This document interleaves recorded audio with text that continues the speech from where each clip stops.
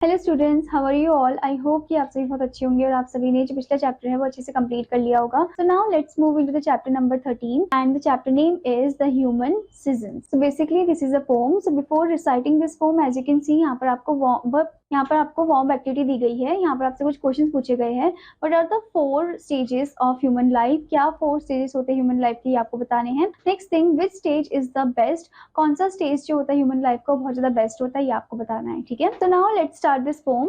4 seasons fill the measure of the year. There are 4 seasons in the mind of man. He has his lusty spring when fancy clear takes in all beauty with an easy span. तो यहाँ पर बताया गया है कि 4 season fill the measure of the year. 4 season होते हैं जो मेजर फिल करते हैं हमारे एक साल को। ठीक है, there are 4 season in the mind of man, मतलब एक मैन के माइंड में बहुत सारे कितने सीजन चल रहे हैं, 4 सीजन चल रहे हैं। ठीक है, he has his lusty spring. अब जो ह्यूमन बीइंग है उनके टाइम पीरियड में लस्टी स्प्रिंग कब आता है, चाइल्डहुड टाइम में, यानी कि जो बचपन का टाइम होता है वो एक लस्टी स्प्रिंग होता है। ठीक है, व्हेन फैंसी क्लियर, कि मतलब बहुत ज्यादा एक नॉटीनेस होता है, एक यूथफुलनेस होता है। ठीक है, and takes in all beauty with an easy span, मतलब सारा ब्यूटी वो एक ही टाइम में वो लेना चाहते हैं, ऐसा पीरियड होता है वो। ठीक है, he has his summer when luxuriously springs honeyed cud of youthful throughout the he loves to ruminate, and by such streaming high is nearest unto heaven quite curves. तो यहाँ पर बोलते हैं कि अब उसका समर पीरियड आ गया है जब लग्जरियस स्प्रिंग जो है वो हनी करता है कड ऑफ यूथफुल थॉट को। ही लव्स टू रूमिनेट, मतलब कि वो पॉन्डर करते हैं, सोचते हैं उस बारे में। ठीक है, अबाउट देयर यूथफुलनेस को। और समर टाइम भी ऐसा क्या कौन सा पीरियड है, वो आपका यूथफुल टाइम है। ठीक है, यूथफुल पीरियड है। Okay, and bye such dreaming high, और उस टाइम पीरियड में हम क्या करते हैं, ड्रीम हाई करते हैं, हमारे अंदर होप होता है। Okay, is nearest unto heaven quiet coves, और एकदम हम ऐसे होते हैं कि हाँ हमें एक एम होता है और एक गोल होता है जो हमें उसे क्लियर करना होता है।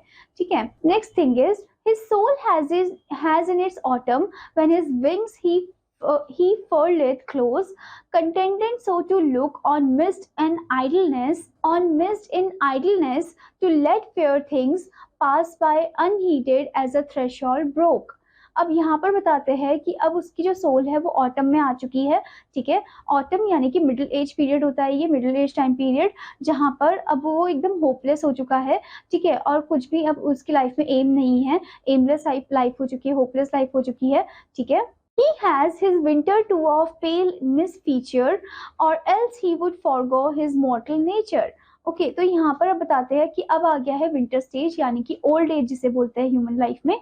ओके, और अब उसका कौन सा स्टेज आ गया है, मॉर्टल स्टेज आ चुका है, यानी कि अब धीरे धीरे करके बॉडी जो है वो डिक्लाइन होते जा रही है और वो किस में जा रहे हैं, वो डेथ पॉइंट पे जा रहे हैं।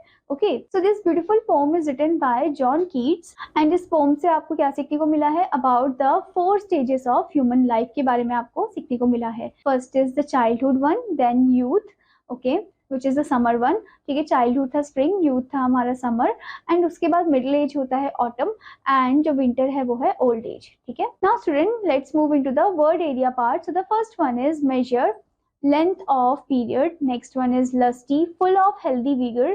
Next is span, full extent. Next is cut, part of food brought up to be chewed again. Next is ruminate, ponder, means thinking. Next is corpse, sheltered. Next one is corpse, sheltered pieces. Next is fertet, gathers into a compact roll. Next is contented, satisfied. Next is forego, to leave out. Next is unheeded, unnoticed. Next is misfeature, ugly feature. So student, you have to recite this poem and also you have to complete the exercises. Now we will meet in another class. Till then student, take care. Bye bye.